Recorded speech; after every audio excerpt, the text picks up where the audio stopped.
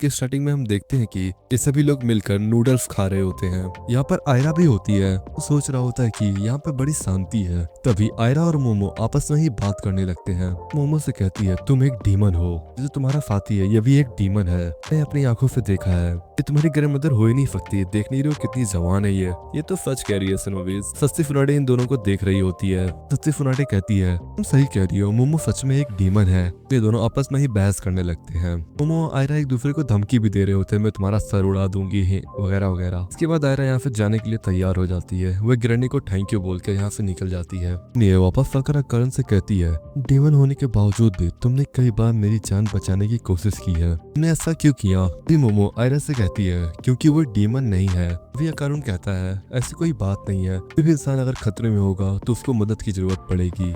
वह दायरा कहती है, अच्छा यानी कि तुम्हारे अंदर अभी भी इंसानों का दिल है। चिंता मत करो, तुम्हें मैं मोमो ऐसे के कंट्रोल से जल्दी ही बाहर निकालूंगी। और आयरा यहाँ से चली जाती है। इसके बाद आयरा रास्ते में जाते हुए अपने आप से कहती है, मुझे बहुत गलत महसूस हो रहा है। मैं एक इंसान और वह एक डीमन है, उनके बीच में कुछ नहीं हो सकता। लिज़ी अलग ही अपने ख्याली पुलाव पका रही होती है। इस अकारण के हाथ एक और बंदी लग गई। हम स्कूल का सीन देखते हैं। दोनों आपस में दूसरे अंडे के बारे में बात कर रहे होते हैं। वो अकारण से कहती है कि क्या तुम किसी ऑकल्ट फोरम वगैरह में हो सकता है वहाँ पर इसके बारे में कोई अपडेट वगैरह हो, तुम्हारे पास कंप्यूटर वगैरह है ना? तभी अकारुण कहता है, मेरे पास कंप्यूटर वगैरह नहीं है। फिर मोमो कहती है, अरे यार अब तो मेरे को पार्ट टाइम जॉब करके एक फोन खरीदना पड़ेगा, अब मेरे को 4 साल का लोन भी लेना पड़ेगा। इसके बाद अकारुण पीछे रुक जाता है। इसके बाद मोमो कहती है, चलो फिर हम लंच टाइम में मिलेंगे। तभी अकारुण कहता है, नहीं मुझे लंच में एक रिपोर्ट पे काम करनी है, ये मैं नहीं मिल सकता। अब मोमो कहती है, अच्छा फिर कोई बात नहीं, स्कूल के बाद हम इंटरनेट कैफे चल लेंगे। फिर बाद अकारुण कहता है, स्कूल के बाद भी मेरे को कुछ काम है। इसके बाद अकारुण यहाँ से निकल जाता है। इसके बाद हम लंच का सीन देखते हैं कि वह फ्रेंड के पास आती है खाने के लिए। वो की फ्रेंड अकारुण के बारे में पूछती है, अकारुण कहाँ पर है? बताती है कि अरे यार उसको कुछ काम था लंच टाइम में, बट मुझे लग रहा है कुछ तो गड़बड़ है। की फ्रेंड कहती है, क्या कोई लड़की का चक्कर है? फिर मोमो को याद आता है आयरा का सीन। अकारुण और आयरा का कुछ हो सकता है क्या? नहीं ऐसा कुछ नहीं हो सकता। तो मोमो कुछ पीने के लिए लेने जा रही होती है। तभी उसकी फ्रेंड कहती है, कहाँ जा रही हो? वो कहती है, मैं जूस लेने जा रही हूँ। फिर इसकी फ्रेंड कहती है, मेरे लिए भी ले आइयो। वो रास्ते में जो ऑरेंज जूस लेकर जा रही होती है तो वह कहती है कि मेरे को गड़बड़ लग रहा है, क्या मुझे क्लास सी में जाकर चेक करना चाहिए? अगर सच में रिपोर्ट कर रहा होगा तो उसे मैं परेशान कर दूंगी। तो मोमो जब साइड से जा रही होती है देखती है कि अकारुण मोमो के ऊपर होता है। देख के मोमो जेलस हो जाती है। इसके बाद हम कुछ देर पहले का सीन देखते हैं कि अकारुण पुशअप कर रहा होता है, सोच रहा होता है मुझे स्ट्रांग होना है मोमो ऐसे को बचाने के लिए, फिर नेक्स्ट टाइम वो मोमो को बचा सके। फिर फुनाडे ने उसे ये रूटीन बताया था अपना स्टेमिना बढ़ाने के लिए। फुनाडे ने उसे बताया था कि 100 सिटअप, 100 पुशअप, 100 स्क्वाट के 5-5 सेट करने हैं। सुनो बेस, सस्ते फुनाडे का रूटीन कौन कौन फॉलो कर रहा है कमेंट करके मुझे बताना। वो अकारुण अपना रूटीन फॉलो कर ही रहा होता है।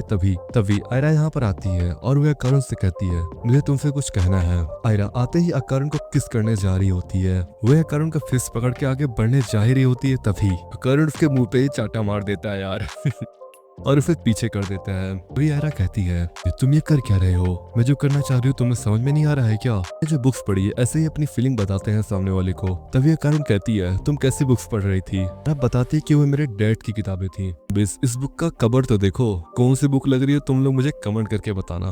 फिर बहस करने लगते हैं। अकारुण कहता है, तुम तो इतनी पॉपुलर लड़की हो, इतनी पॉपुलर लड़की को इतना सा भी नहीं पता, ऐसी लड़की को ऐसी हरकतें नहीं करनी चाहिए। आयरा अपना पैर घुमा के अकारुण को नीचे गिराने की कोशिश करती है, बट वह खुद नीचे गिर जाती है और अकारुण उसके ऊपर आ जाता है। इसके बाद आयरा अपनी आंखें बंद कर लेती है और यही सीन मोमो ने देखा होता है। मोमो के हाथ से फिर जूस के डब्बे गिर जाते हैं। ये चीज अकारुण देख लेता है। मोमो जेलस होकर यहाँ से निकल जाती है और ये जूस के डिब्बे लेकर मोमो के पीछे जाने लगता है। मोमो से कहता है, जैसा तुम सोच रही हो ऐसा कुछ नहीं है। तभी मोमो कहती है, तुम तो कह रहे थे तुम्हें कुछ इंपॉर्टेंट वर्क करना है, ये था तुम्हारा इंपॉर्टेंट वर्क, मुझे अब तुम्हारा कोई भी एक्सक्यूज नहीं सुनना है। तो मोमो अपने क्लास में आ जाती है। क्लास में इन्हें एमेंटिस के बारे में पढ़ाया जा रहा होता है। मेंटिस एक पंच करके स्केल को तोड़ देता है। मोमो को भी अकारुण को पंच करने का मन कह रहा होता है। अकारुण उधर क्लास में बैठ कर जैसे सोच रहा होता है, आखिर गलती क्या थी मेरी, मैंने उससे जो झूठ बोला कहीं वो तो नहीं थी मेरी गलती। और अचानक से क्लास में पानी पानी होने लगता है और खिड़कियों के पास अंधेरा छा जाता है। अकारुण यहाँ पर जैसे क्लास के बाहर निकलता है तो उसके सामने आयरा आ जाती है।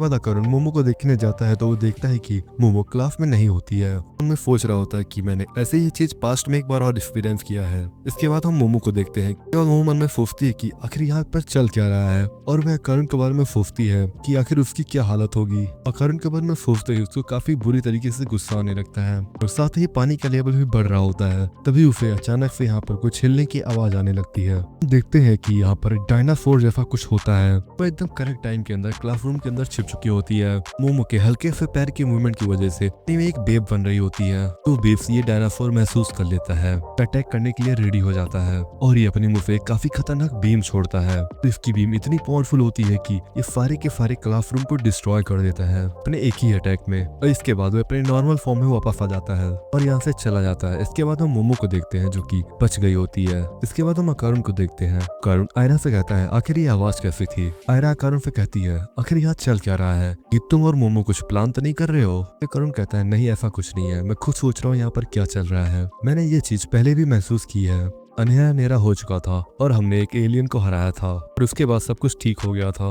अकारुण से कहती है एलियन जैसी चीज होती भी है। तभी अकारुण कहता है हाँ यार, वो योकाई मॉन्स्टर से भी ज्यादा खतरनाक होते हैं। तब पूछती है उन लोगों को हमसे क्या लेना देना है। फिर अकारुण बताता है कि वो प्रोडक्टिव ऑर्गन के बड़े भूखे हैं, ठरकी दरिंदे कहीं के। तभी इनके सामने एक एलियन आ जाता है जो की बॉक्सिंग ग्लव्स पहना होता है। वह आते ही अकारुण और आयरा के ऊपर अटैक कर देता है, बट अकारुण टर्बोग्रेन में ट्रांसफॉर्म होकर आयरा को लेकर बच निकलता है। अकारुण कहता है मैं एक लड़की को प्रोटेक्ट नहीं कर सकता। आयरा चैन चलो निकलो यहाँ से। आयरा कहती है तो मुझे आयरा चैन क्यों बोल रहे हो, अभी तुमने किस भी नहीं किया, अभी तो मुझे ये सब मत बोलो। तभी एलियन और अकारुण लड़ने के लिए तैयार होते हैं। तभी अकारुण के ऊपर काफी खतरनाक ग्रेविटेशनल फोर्स आता है और हम देखते हैं कि ये ठरकी एलियन फिन आ गए होते हैं। आयरा इन्हें कंफर्ट करने की कोशिश करती है। तभी अकारुण कहता है आयरा भाग जाओ यहाँ से, कि ये सारे बंदे औरतों का ही टारगेट करते हैं। ये एलियन बताते हैं कि ये सब इन लोगों ने ही किया है। फिर एक आयरा को एक ही हाथ में उड़ा देता है। बताता है कि इन लोगों ने एक नल वाइट बनाया है तो सिर्फ हाई स्पिरिचुअल प्रेशर वाले लोग ही आ सकते हैं। मुझे लगता है कि थोड़ी बहुत गड़बड़ हो चुकी है क्योंकि आयरा भी यहाँ पर थी इसी वजह से। फिर एक कहता है अकारुण से हमें तुम्हारा केला चाहिए। अकारुण कहता है आखिर तुम लोग क्यों पड़े हो मेरे बॉस के पीछे, मेरे पास एक ही बॉल्स है।